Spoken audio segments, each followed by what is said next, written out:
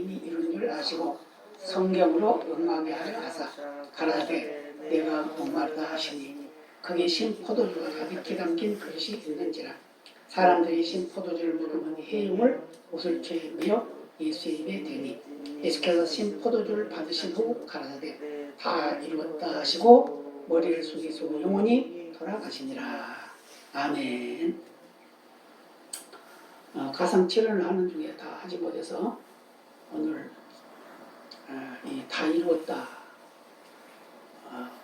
6번째 말씀이죠. 그 다음에 시간이 되는 대로 7번째 말씀까지 하고 마치도록 하겠습니다.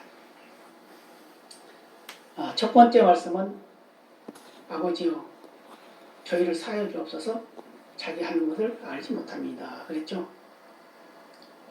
또 두 번째는 네가 오늘 나와 함께 나그네 있으리라. 세 번째는 여자여 보소서 아들입니다. 보라 내 어머니라. 네 번째 뭐죠? 엘리 엘리 나와 사박다니. 나의 하나님 어찌하여 나를 버리셨나이까. 그 다음에 이제 여섯 번째가 내가 목마르다. 다섯 번째죠. 내가 목마르다가. 그 다음에 이제 오늘 우리 말씀하신 다 이루었다. 다 이루었다 가지고 각 마디마다 다 말씀마다 다 중요하지만 이 다 이루었다고 하는 것은 선포입니다. 구원을 이루었다. 하나님의 능력이 이루어졌다. 또는 하나님의 나라가 이루어졌다. 예수 그리스도의 권세가 이루어졌다. 그래서 무슨 말이죠? 온 인류의 죄를 다 갚았다. 선포. 그래서 믿는 자는 구원을 받고 믿지 않는 자는 구원을 받지 못하는데 그 다음에 이제 7번째는 아버지여 내 영혼을 아버지 손에 부탁하나이다. 그래서 이제 끊어졌던 아버지와의 관계가 회복되어지는. 그래서 우리 인류의 구원을 완성하신 그 십자가의 7마디 말씀. 유언가다 같다고 그랬죠. 근데 그 말씀이 이제 우리의 생활 속에서 이루어지는 그런 역사가 나타나게 되는데 이게 이제 우리의 믿음의 삶의 모습이에요. 그래서 이 다 이뤘다 하는 말은 간단하지만 승리했다 그런 말과도 같는 거죠. 또 그 승리도 아무렇게나 승리가 아니라 위대한 승리다. 이렇게 이제 말씀하죠. 그래서 승리에 선언했다 이렇게 말씀을 합니다. 그래서 이 말씀은 인류의 구속의 완성이 사역이 완성되었다 그런 의미예요. 그러면서 그랬어요. 영원히 돌아가시니라 그랬죠. 이제 다 내려놓게 됐어요. 예수님이 십자가 지심은 누가 억지로 지게 한 것이 아니라 자발적인 짓입니다. 왜냐? 구약 성경에서부터 계속 말씀이었던 그 말씀이 이루어졌단 말이에요.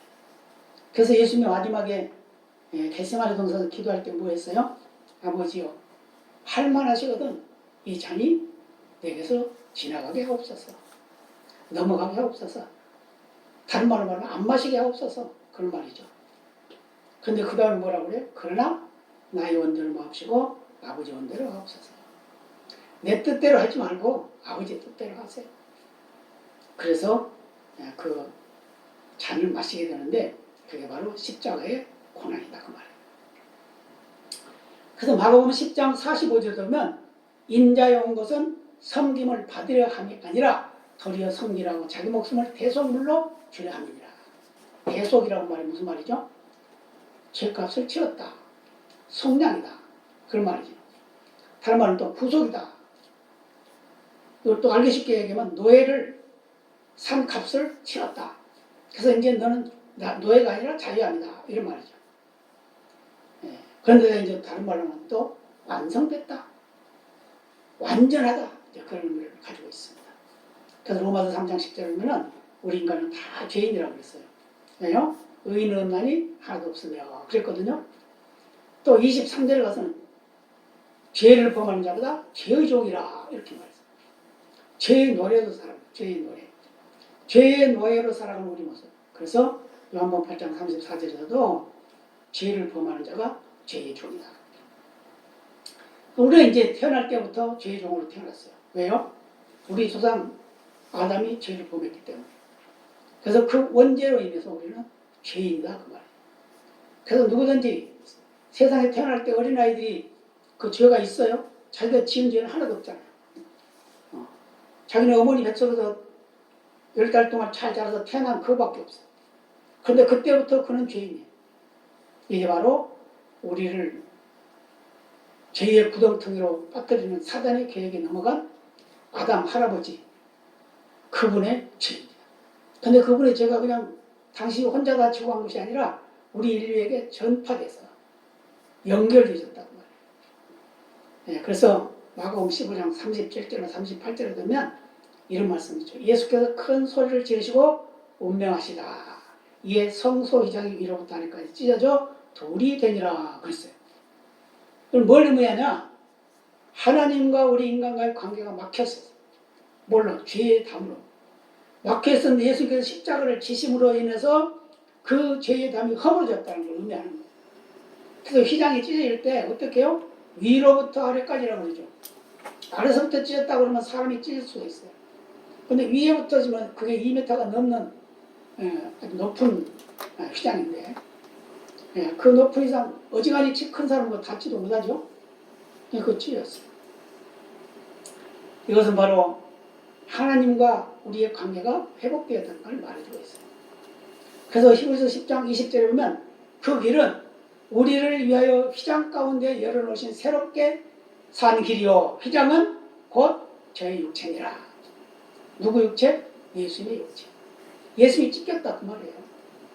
그래서 히브리서 9장 12절에도 염소와 송아지의 피로 아니하고 오직 자기 피로, 자기가 누구예요? 예수님.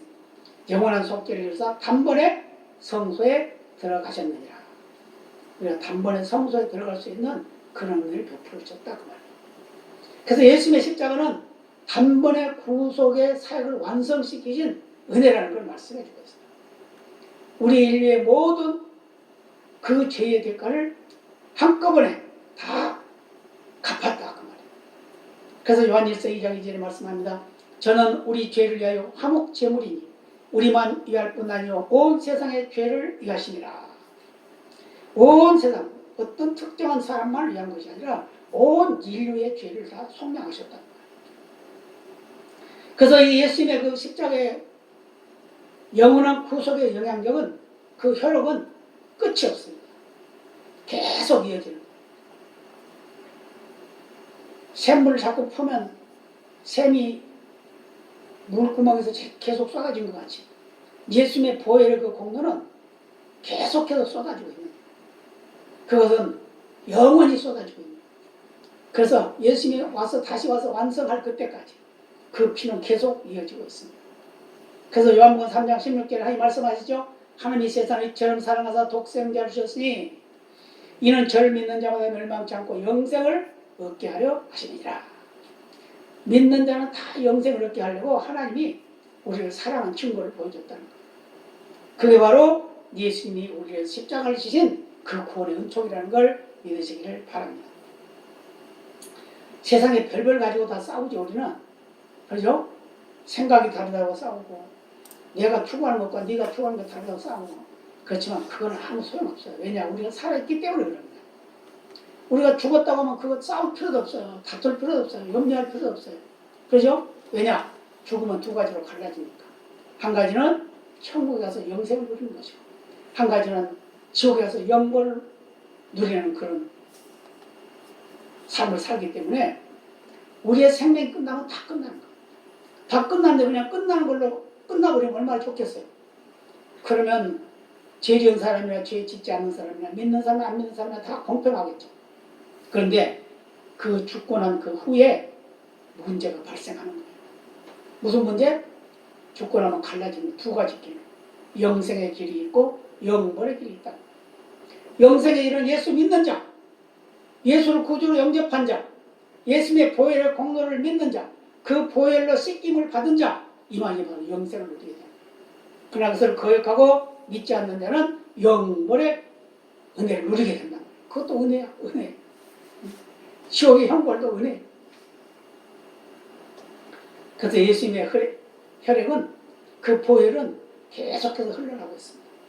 그래서 수천 년이 가고 수백 년이 가고 수만 년이 간다 하더라도 예수님의 보혈은 끝이 없어요. 그래서 오늘 본문을 통해서 말씀하신 게 뭐죠? 그것을 다 이루었다고 말이에요.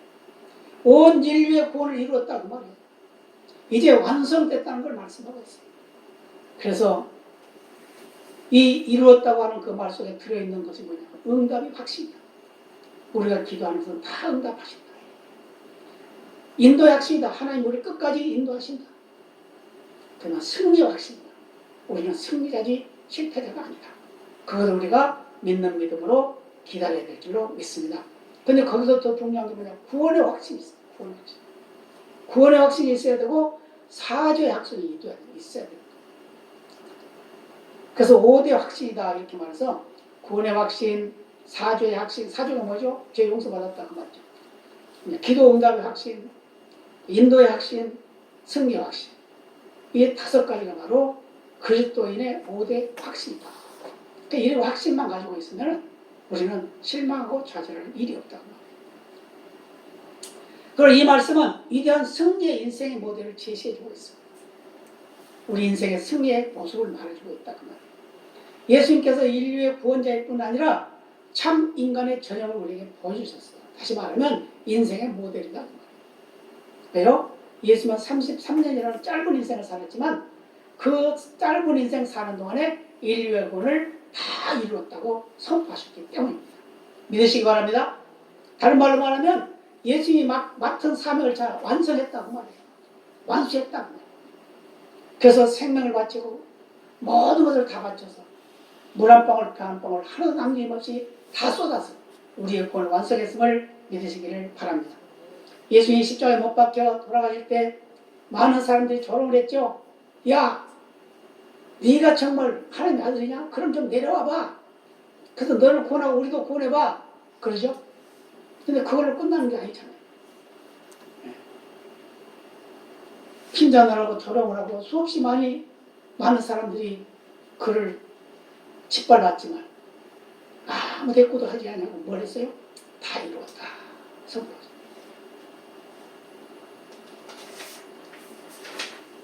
빌립보서 2장 9절로 11절에 이런 말씀합니다. 이름으로 하나님이 그를 지키 높여 모든 이름 위에 뛰어난 이름을 주사 하늘에 있는 자들과 땅에 있는 자들과 땅 아래에 있는 자들로 모든 무릎을 예수의 이름에 꿇게 하시고 모든 입으로 예수 그리스도를 주라 신하여 하나님 아버지께 영광을 돌리게 하셨느니라. 예수님이 낮아진 것은 하나님 아버지께 영광을 돌리기 위한 거였다. 이게 바로 모든 믿는 자의 본이 되어서 그 본을 따라 사는 자에게는 하나님이 복을 주신다는 것을 우리에게 말씀해 주고 있습니다. 또 첫째 복은 뭐죠? 천국 가는 복이죠. 둘째 복은 뭐죠? 우리가 이 세상에서 누리는 복이에요. 그 다음에 그 나라 갔을 때 하나님 앞에 칭찬과 상급이 있음을 우리에게 말씀해 주고 있습니다. 디모데후서 4장 6절 8절의 말씀을 보면 이런 말씀을 해요. 관제와 같이 내가 부금이 되고 나의 떠날 기약이 가까웠도다. 내가 선한 싸움을 싸우고 달려갈 길을 마치고 믿음을 지켰으니 이제 후로는 나를 위하여 의의 멸관이 예비되었으므로 주 곧 의로우신 재판장이 그날에 내게 주실 것이니 내게만 아니라 주의 나타나심을 사모하는 모든 자에게니라.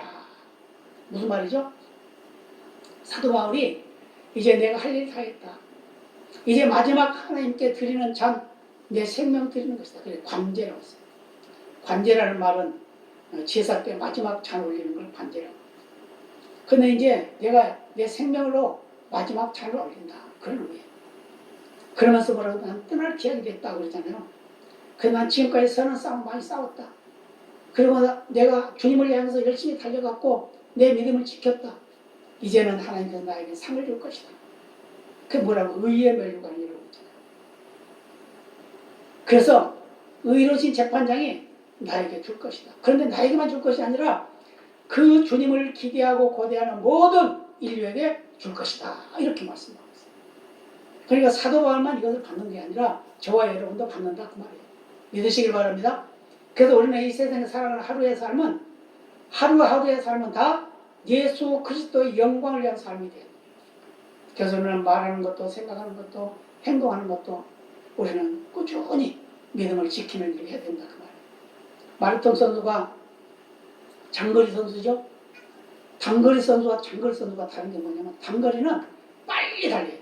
출발을 빨리 해야 돼요. 그러나 장거리는 뭐죠? 출발을 늦게 해도 꾸준히 달려요. 그렇죠? 예, 단거리 선수들은 조금 잘못 멈칫했다 하는 거 떨어지는 거예요. 예, 0.000 몇 초만 해도 지는 거예요. 그렇지만 장거리 선수는 맨 볼지로 출발해도 꾸준히 달려서 지치지 않고 달리면 1등 한다. 이런 것 같이 우리 믿음은 마라톤 선수 같은 그런 믿음이 돼야 된다. 왜냐? 불이 화르륵 타가지고 꺼져버리는 그런 믿음이 아니라 꾸준하게 지펴지는 그런 믿음. 그런 믿음으로 우리가 한 인생을 사는 그런 은혜가 있어야 될 줄로 믿습니다. 그래서 우리는 어떠한 환경 속에서도 흔들리지 않고 모든 삶을 주님의 그 영광을 위한 삶이라고 이렇게 생각하면서 살아요. 그래서 사람이 죽는 것도 여러 가지죠. 사고로 죽기도 하고 병으로 죽기도 하고 어떤 문제에 봉착해서 죽기도 하고 또 스스로 목숨을 끊어서 죽기도 하고 다 죽어요. 누구든 다 죽습니다. 그런데 이 죽는 그것이 내가 어디에 속해서 죽느냐 이게 중요하다는 거예요. 예수님 안에서 죽느냐 예수님 밖에서 죽느냐 이것이 중요하다는 말이에요. 그래서 우리는 질병으로도 많이 죽어요. 또 사고로도 많이 죽어요. 우리나라가 한때는 교통사고 세계 1위 그런 나라였어요. 근데 지금은 많이 좋아졌죠. 네, 지금도 아직도 그런 난폭한 사람들이 있기도 하지만 이 운전을 하면서 보면은 참 그런 사람들이 참 많아요. 저도 옛날에는 너무 난폭자였어요. 너무 난폭 운전을 했었어요. 누군가 그냥 내 앞에 가면은 그걸 참지 못했어요. 그냥 따라가지고 앞에 가요. 근데 그건 헛된 거였어요. 왜요? 생명 제초가 우리는 순리를 따라 살아야 됩니다. 그래서 항상 우리의 인생은 언제까지 살지 모르지만 이제 곧 마지막에 온다는 그런 생각을 가지고 최선을 다해서 사는 걸로 주님 앞에 섰을 때 부끄러움 당하지 않는 그런 삶을 살아야 될 줄로 믿습니다. 그래서 우리는 항상 깨어있는 삶을 살아야 돼요. 깨어있는 삶. 하루하루 최선을 다하는 삶. 예수님이 그렇게 사셨죠? 예수님처럼 그래서 찬양도 있잖아요. 예수님처럼 바울처럼. 그 본이 되는. 그래서 바울이 뭐라고 그랬어요? 바울이 내가 예수를 닮은 것 같이 너희도 나를 좀 닮아봐라 그랬어요. 우리의 믿음이 정말 그런 표현을 할 수 있는 그런 믿음만 된다고 그러면 얼마나 좋겠어요. 그러잖아요. 나 좀 닮아봐라. 내 믿음 좀 닮아봐라. 이런 소리 할 수 있을 만큼만 믿음 된다고 그러면 얼마나 좋겠냐고 말이에요. 그러나 우리는 그것이 중요한 게 아니고 청지기 정신으로 살아가는 거예요. 하나님이 생명도 나에게 주셨고 나의 모든 인생도 나에게 주셨으니 최선을 다해서 살다가 주님이 오라 그러면 기쁨으로 갈 수 있다. 그런 믿음에 흔들림 없는 그런 은혜가 있어야 될 줄로 믿습니다. 그리고 우리는 자신 각자에게 맡겨진 사명을 잘 감당할 수 있는 충성된 일꾼이 되어야 된다는 걸 우리에게 말씀해주고 있습니다. 하나님으로부터 모든 우리에게 해야 할 일들을 부여받았습니다. 그래서 그걸 사명이라고 그러죠. 그런데 우리가 오해하지 말아야 될 게 뭐냐면 당신은 사명자다 그래. 뭐 기도 많이 한다는 분들이 그런 말을 많이 하죠. 당신은 사명자야. 하나님이 사명자야. 근데 사명자는요, 누구든지 예수 믿는 자는 다 사명자예요. 사명이 뭐죠? 소명이라고 하는 것은 불러냈다 그런 의미를 가지고 있고 사명이라는 게 맡겼다 그런 의미를 가지고 있어요. 뭘 맡겼어요? 예수님의 일을 맡겼다는 거예요. 하나님의 일을 맡겼다는 거예요. 근데 하나님의 일이라는 게 뭐냐? 꼭 목사가 돼야만 되고 전도사가 돼야 되고 장로가 돼야 그게 아니단 말이에요. 하나님의 일은 내 삶으로 예수를 드러내는 것이 하나님의 일이에요. 그래서 예수님께서 말씀하셨죠? 나의 일은 뭐냐? 하나님의 일은 뭐냐? 예수 믿는 것이 하나님의 일이다 그랬잖아요. 요한복음 6장 40절에 말씀하셨잖아요. 예수 믿는 것이 하나님의 일이다. 29절에도 그랬어요. 거기도. 예수 믿는 것이 하나님의 일이다. 안 믿는 자에게는 예수 믿는 것이 하나님의 일이고 예수 믿는 자에게는 그 믿음 잃지 않고 잘 지켜나갈 수 있는 그런 굳건한 믿음의 소유자가 바로 하나님의 일을 하는 거다 그 말이에요. 그래서 우리는 이 세상에서는 평가를 받을 수가 없어요. 누구는 잘하고 못하고 할 수가 없어요. 그러나 그 나라 갔을 때 주님 앞에 섰을 때 주님께서 우리에게 주시는 그 은혜를 따라서 사는 거다. 그 맡기신 사명을 어떻게 잘 감당했는가. 그게 중요하다. 인생이 살아가다 보면 실수할 수도 있고 실패할 수도 있고 실망과 좌절도 할 수 있지만 그래도 다시 예수님 이름 때문에 일어나고 다시 예수의 이름 때문에 힘을 얻고 다시 예수의 이름 때문에 영광을 하나님께 돌리는 그런 믿음이 돼야 된다는 걸 우리에게 말씀해주고 있습니다. 우리 인생에는 각자 하나님께서 맡겨주신 재화가 있어요. 재화. 그 재화가 뭐죠? 일이다 그 말이에요. 그것을 삼티라고 이렇게 말하는데 그래서 시간, 타임, 그 물질, 우리에게 물질을 맡겨줬어요. 그 트라솔이라고 이렇게 하더라고요. 예. 그 다음에 재능, 탤런트. 이런 것을 우리에게 하나님께 맡겨주셨어요. 하나님께서 우리에게 맡겼어요. 시간을 우리에게 주셨죠? 우리에게 재물을 주셨죠? 물질을 주셨죠? 다 누구에게나 똑같이 줬어요. 어떤 사람은 많이 가진 사람 있고 적게 가진 사람 있지만 다 똑같아요. 왜냐하면 이스라엘 백성들이 광야 생활할 때 보니까 많이 거둔 자도 한 끼, 조금 거둔 자도 한 끼 먹었어요. 그런 것 같이 많이 가진 자나 적게 가진 자나 매일매일 하루 살아가는 똑같아요. 그리고 우리에게 각자에게 재능을 주셨어요. 어떤 사람은 지혜로운 재능을 주시기도 하고 많이 배우는 그런 재능을 주시기도 하고 또 어떤 사람은 손발력 있는 그런 재능을 주시기도 하고 어떤 사람은 남을 섬기는 일을 잘하는 그런 재능을 주시기도 하고 여러 가지 재능을 주셨어요. 근데 그 재능을 어떻게 활용하느냐에 따라서 그는 하나님 앞에 칭찬을 들을 수도 있고 책망을 들을 수도 있고 우리에게 말씀해 주고 있습니다. 그래서 예수님 말씀하셨죠. 많이 맡긴 자에는 많이 찾을 것이다.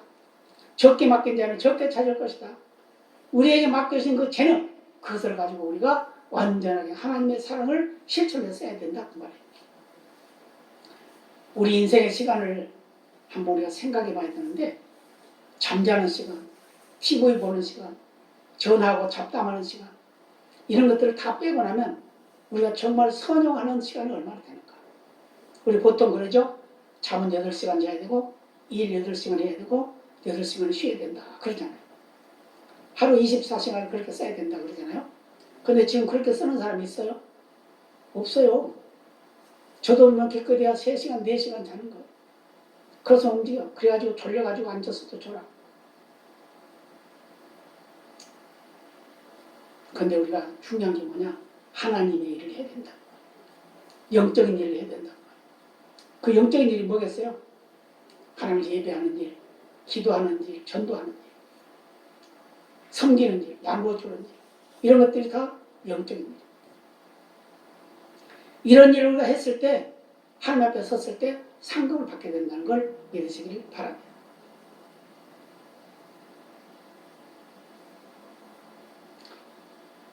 조지 핫필드라고 하는 사람이 있어요. 근데 그 사람이 지나칠 정도로 열심히 일을 했다고 해요. 그때 주위 사람들이 걱정이 됐어요. 아니 좀 쉬엄쉬엄 하세요.